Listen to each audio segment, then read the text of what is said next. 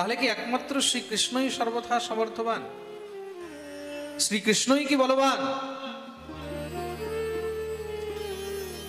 এখানে গোস্বামীগণ বলছেন নিশ্চয়ই শ্রীকৃষ্ণ পূর্ণ সমর্থবান, পূর্ণ বলবান। কিন্তু পূর্ণ কখন? যখন কৃষ্ণের সঙ্গে শ্রী যুক্ত রয়েছে।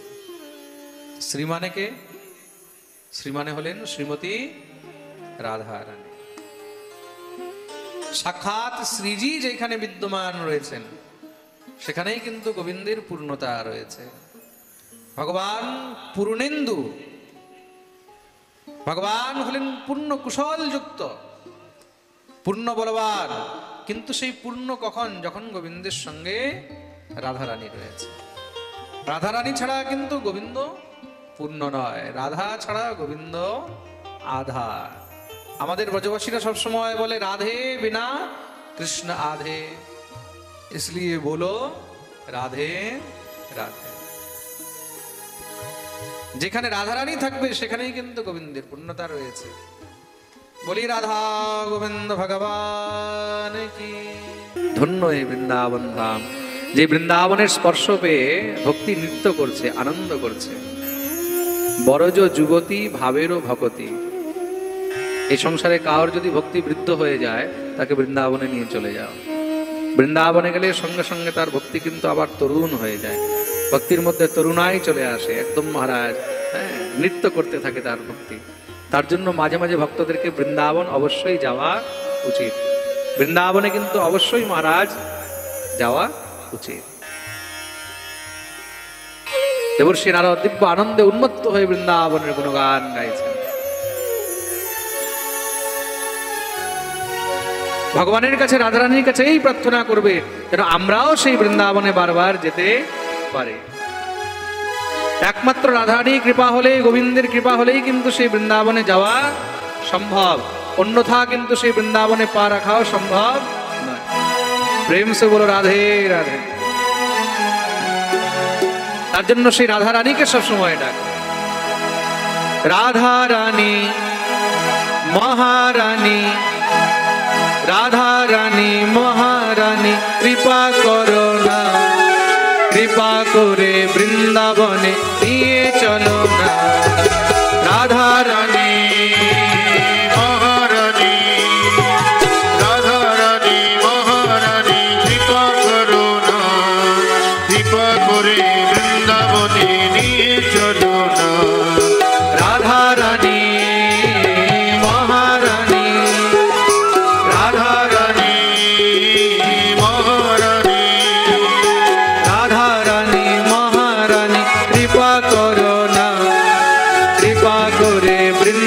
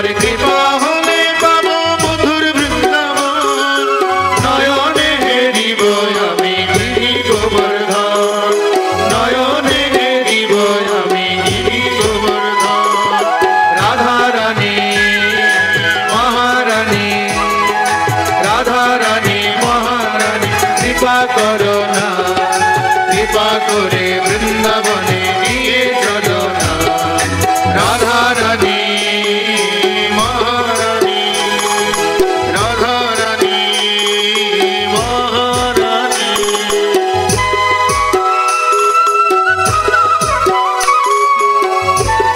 হরি বল। দেখো কে কে বৃন্দাবন যেতে চায় একটু হাত উপরে করো তো। এইভাবে বসে বসে যাবে? ধরো হাত তুলে যারা নৃত্য করবে নিজের পাগুলোকে একটু চালাতে হবে তো। রাধা রানী কি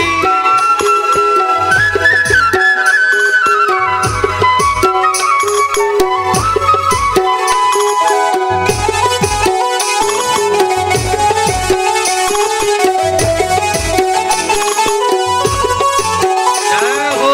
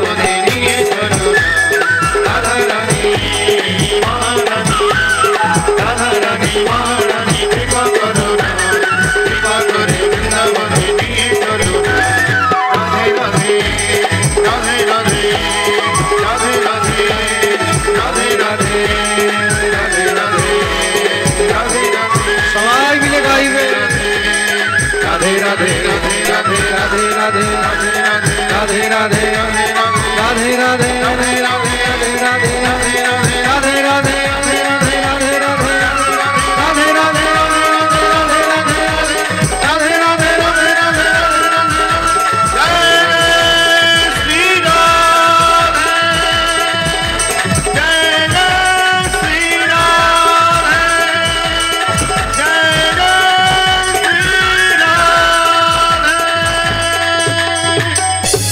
बोलिए वृंदावन धाम की श्री राधा रानी की সবাই নিজের জায়গায় বসে যাবেন যে যেখানে আছে রাধা রানী মহারানী রাধা রানী মহারানী কৃপা করো না কৃপা করে বৃন্দাবনে নিয়ে চলো দেবর্ষি নারদ দিব্য বৃন্দাবনের মহারাজ মহিমা গাইতে লাগলেন ভক্তি দেবী প্রার্থনা করছেন হে দেবর্ষি তাহলে আমার পুত্রদের কি কল্যাণ হবে না দেবর্ষি নারদ বললেন চিন্তা করো না আমি সব চেষ্টা করব দেবর্ষি নারদ চেষ্টা আরম্ভ করলেন বেদ বেদান্ত ঘোষেশ্চ গীতা পাঠের মুহুর্মুহু বারবার মহারাজ বেদ বেদান্ত গীতা ইত্যাদি পাঠ করে শোনালেন যতক্ষণ শোনায় ততক্ষণ জ্ঞান বৈরাগ্য উঠে বসে যখনই শোনানো বন্ধ হয় দুজন আবার ধপ করে পড়ে যায় এবার তো চিন্তায় পড়ে গেলেন ভগবানকে ডাকছেন দেখতেই দেখতে আকাশবাণী হলো হে দেবর্ষি যাও তুমি গিয়ে সৎকর্ম করো কোন সৎকর্ম তোমাকে সাধু বৈষ্ণবরা যেই সৎকর্মের উপদেশ করবেন একমাত্র সেই সৎকর্মের দ্বারাই জ্ঞান বৈরাগ্যের উদ্ধার সম্ভব দেবর্ষি নারদ সাধু বৈষ্ণবদের কাছে জিজ্ঞাসা করতে বেরিয়েছেন কেউ আর উত্তর দিতে পারে না সবাই নিজের নিজের আশ্রম ছেড়ে পালাচ্ছেন যে পালাতে পারেনি সে মৌন হয়ে গেছে যেন নারদকে উত্তর না দিতে হয় দেবর্ষি নারদ সেই দুঃখে চিন্তাগ্রস্ত হয়ে চলতে চলতে বদ্রীনাথে গিয়ে উপস্থিত হলেন যেখানে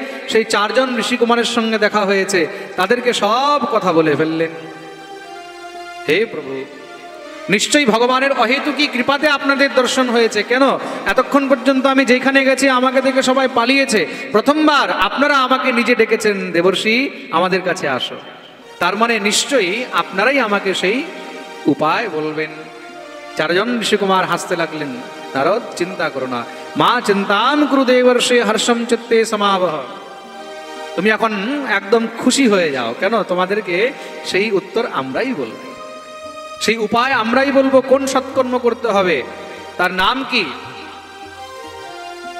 সৎকর্ম সূচকো নূনম জ্ঞান যজ্ঞ স্মৃতো বোধৈ তার নাম হলো শ্রীমদ্ ভাগবত বলিয়ে ভাগবত ভগবান কি দেবর্ষি একমাত্র জ্ঞান বৈরাগ্যের উদ্ধারের জন্য তোমাদেরকে ভাগবত শ্রবণ করতে হবে সেই ভাগবত কোথায় হবে গঙ্গা দ্বার সমীপেতু তটমানন্দ নামকম গঙ্গার তটে হরিদ্বারে আনন্দ ঘাটে বসে সেখানে ভাগবতের আয়োজন করা হবে যাও তুমি সবাইকে নিমন্ত্রণ করে নিয়ে আসো নারদ এক এক করে মহারাজ যাচ্ছে আর যাকে পাচ্ছে তাকে নিমন্ত্রণ করে আসছে সে আরো 10 জন সে আরো 10 জন আরো 10 জনকে এইভাবে চারদিকে মহারাজ নিমন্ত্রণ হয়ে গেল বিশাল ভিড় লেগে গেছে সনকাদি মুনি পাঠ আরম্ভ করলেন ভক্তি নিজের দুটি পুত্র জ্ঞান বৈরাগ্যকে নিয়ে পাঠ শ্রবণ করছেন একদিন 2 দিন 3 দিন 4 দিন 5 দিন 6 দিন 7 দিন যখন পাঠ পূর্ণ হয়েছে দেখতেই দেখতে ভক্তির দুটি পুত্র জ্ঞান আর বৈরাগ্য একদম তরুণ হয়ে গেল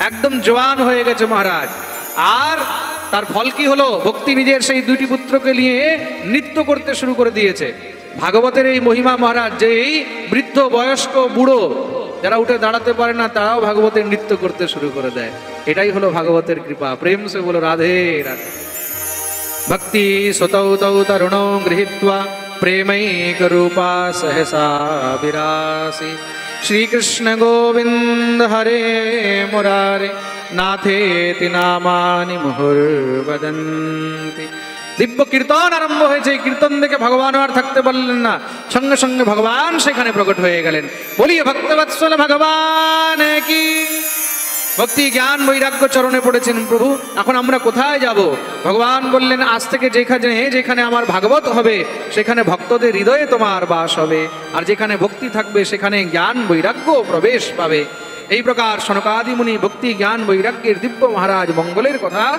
শ্রবণ করালেন দেবর্ষি নারদ জিজ্ঞাসা করেছেন বলে প্রভু একটি কথা বলুন এই ভাগবত শুনে আর কার কার মঙ্গল হয়েছে?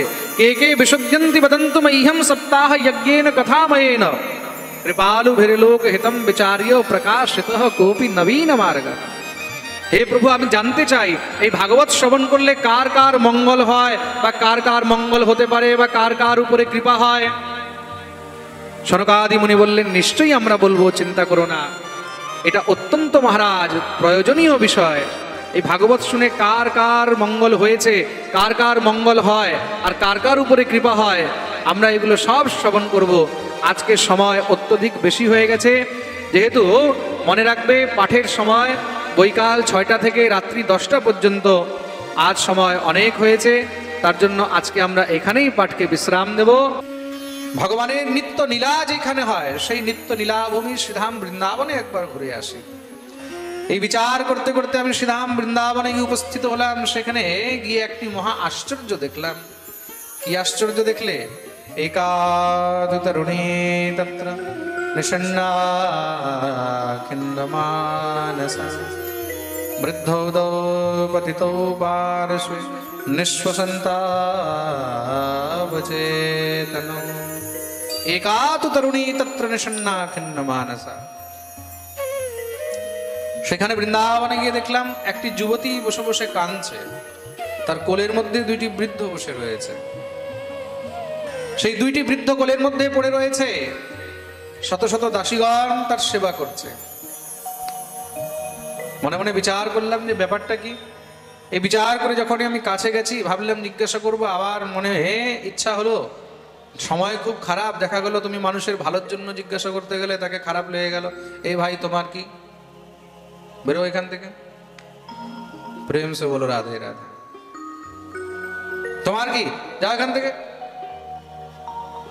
সেই বিচার করে আমি যখনই ফিরতে লেগেছি, পিছন থেকে সেই স্ত্রী, সেই যুবতী, সেই দেবী আমাকে ডেকেছেন। ভব সাধো ক্ষণম তিষ্ঠ মচ্চিন্তামপি নাশয় দর্শনম তব লোকস্য সর্বথা গহরম পরম। হে দেবর্ষি, দাঁড়ান দাঁড়ান দাঁড়ান, আপনাকে দেখে আমি মনে খুব শান্তি পেলাম। কেন? শাস্ত্র বলছে সাধুর দর্শনেই কিন্তু মন নির্মল হয়। সাধু নাম দর্শনম লোকে সর্বসিদ্ধি করম পরম। তার জন্য জীবনে যত সাধু দর্শন হয় ততই নিজেকে সৌভাগ্যবান মনে করবে। আপনাকে দর্শন করেই মন একদম শান্ত হয়ে গেল। দেবর্ষি নারদ প্রশ্ন করলেন, দেবী তুমি কে? এই 2টি বৃদ্ধ তোমার কোলে পড়ে রয়েছে, তারা কে?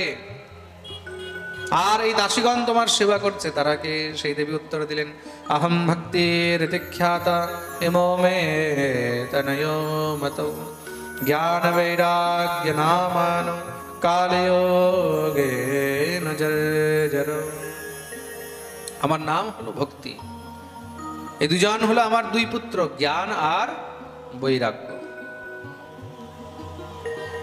আর এই দাসীগণ আমার সেবা করছে, সব হলেন গঙ্গা ইত্যাদি নদীগণ। গঙ্গাদ্যা সরিতশ্চেমা মৎ সেবার্থম সমাগতা। গঙ্গা যমুনা ইত্যাদি নদীগণ তারা সব আমার সেবায় নিযুক্ত হয়ে রয়েছে। শুনেই তো নারদ একদম চমকে গেলেন, এই কি? আজ পর্যন্ত দেখেছি যে মাতা পিতা বৃদ্ধ হয়, সন্তান জোয়ান থাকে, এখানে মা যুবতী, সন্তান বৃদ্ধ হয়ে পড়ে রয়েছে। এটা কি করে সম্ভব হলো? হে দেবর্ষি, দক্ষিণ ভারতে আমার জন্ম হয়েছে, কর্ণাটকে বড় হলাম, মহারাষ্ট্রে খুব সম্মান পেয়েছি, 2টি সন্তান হলো, জ্ঞান আর বৈরাগ্য। কিন্তু গুর্জরে জীর্ণতাঙ্গতা, গুজরাটে গিয়ে আমি নিজের 2টি পুত্রকে নিয়ে বৃদ্ধ হয়ে গেলাম। তুমিও বৃদ্ধ হয়ে গেছিলে? বলে আজ্ঞে হ্যাঁ। তাহলে এখন তুমি যুবতী হলে কি করে? যখন বৃদ্ধ হয়েছি দেখলাম আস্তে আস্তে এখন তো মৃত্যুর দিকে অগ্রসর হয়ে যাচ্ছে। মানুষের অন্তিম গতি কি? অন্তিম গতি হলো মৃত্যু, তাই তো? আগে জরাবস্থা আসে, মানে বৃদ্ধাবস্থা। বৃদ্ধাবস্থা আসার পরে তারপর আস্তে আস্তে মৃত্যু চলে আসে। সুতরাং মনে মনে বিচার করলাম যে এখন কিছু সময় তো আমাদের মৃত্যু হয়ে যাবে। আমার এই 2 পুত্র খুব কষ্ট পাচ্ছে, তাই ভাবলাম মৃত্যুর আগে যদি একবার ভগবান শ্রীহরির নিত্য নীলাভূমি শ্রীধাম বৃন্দাবন দর্শন করে নিজের দেহত্যাগ করতে পারতাম। এই বিচার করে আমি নিজের 2টি পুত্রকে নিয়ে শ্রীধাম বৃন্দাবনে এসে উপস্থিত হলাম। আর যখনই বৃন্দাবনে এসে উপস্থিত হয়েছি, বৃন্দাবনম পুরঃ প্রাপ্য নবীনে স্বরূপিণী, বৃন্দাবন দর্শন করে, বৃন্দাবনের স্পর্শ করে, ব্রজরজের স্পর্শ পেয়ে আমি আবার পুনরায় তরুণী হয়ে গেলাম, পুনরায় যুবতী হয়ে গেলাম। কিন্তু আমার এই দুটি পুত্র আর যুবক হলো না, তারা এখনো বৃদ্ধই রয়েছে। কিন্তু হ্যাঁ, তারা যে কষ্টটা পাচ্ছিল বৃন্দাবনে এসে, সেই কষ্ট পাচ্ছে না, এখানে একটু শান্তিতে ঘুমিয়ে রয়েছে। দেবর্ষি নারদ তো শুনেই একদম আনন্দে উন্মত্ত হয়ে নৃত্য করতে লেগেছেন। আহা হা, ধন্যম বৃন্দাবনম তেন ভক্তির নৃত্যতি যত্র চ অত্রৈমগ্রাহকা ভাবান নজরামপি মঞ্চত। ধন্য এই বৃন্দাবন ধাম, যেখানে ভক্তি যুবতী হয়ে নৃত্য করছে। তার মানে কি, এই সংসারে যদি কারোর ভক্তি বৃদ্ধ হয়ে যায়, যদি শিথিল হয়ে যায়, তাকে বৃন্দাবন পাঠিয়ে দিতে হয়। বৃন্দাবন চলে গেলে স্বতঃস্ফূর্ত তার মধ্যে ভক্তি বৃদ্ধি পায়, ভক্তি তরুণী হয়ে যায়, যুবতী হয়ে যায়। কাউকে যদি ভক্তির পথে আনতে হয়, কারোর যদি ভক্তিকে জোয়ান করতে হয়, তাহলে তাকে বারবার বৃন্দাবন পাঠাতে থাকো। বলিয়ে বৃন্দাবন ধাম কি। তার জন্য সবসময় শ্রী রাধা গোবিন্দের শ্রী চরণে প্রার্থনা করবে, হে ঠাকুর আমাদেরকে বৃন্দাবনে ডেকে নেবে, আমরা যেন বারবার বৃন্দাবনে আসতে পারি, বারবার যেন তোমার চরণে শরণাগতি নিতে পারি। কে কে বৃন্দাবন যেতে চায় একটু হাত উপরে করতে দেখে। পাক্কা সবাই? ওরে বাপরে, মনে রাখবে যাদের হাত উপরে আছে রাধারানী কিন্তু তাদেরকেই দেখছে। অতি শীঘ্রই রাধারানী তাদেরকে নিজের চরণে অবশ্যই ডাকবে, এই ব্যাসপীঠ থেকে আমি এই কামনা করি। যারা যারা শ্রী রাধারানীর চরণে যেতে চায়, বৃন্দাবন যেতে চায়, দোনো হাত উপরে করে। পাক্কা? তাহলে তো অনেক বড় ট্রেন বুক করতে হবে। দেখুন, যেখানে স্বয়ং ভাগবত আছে সেই স্থানই কিন্তু বৃন্দাবন। তা মন থেকে এটাই ভাববে যে আমরা যেন রাধারানীর চরণে যেতে পারি। চলো চলো রে বৃন্দাবন ধাম, গাইব শ্রী রাধা রাধা। চলো চলো রে বৃন্দাবন ধাম, গাইব শ্রী রাধা রাধা। চলো চলো রে বৃন্দাবন ধাম, গাইব শ্রী রাধা রাধা। চলো চলো রে বৃন্দাবন ধাম, গাইব শ্রী রাধা রাধা।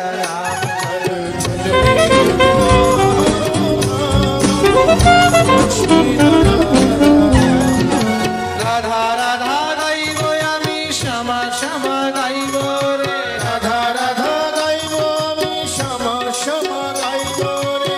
রাধা রাধা গাইব আমি, শ্যামা শ্যামা গাইব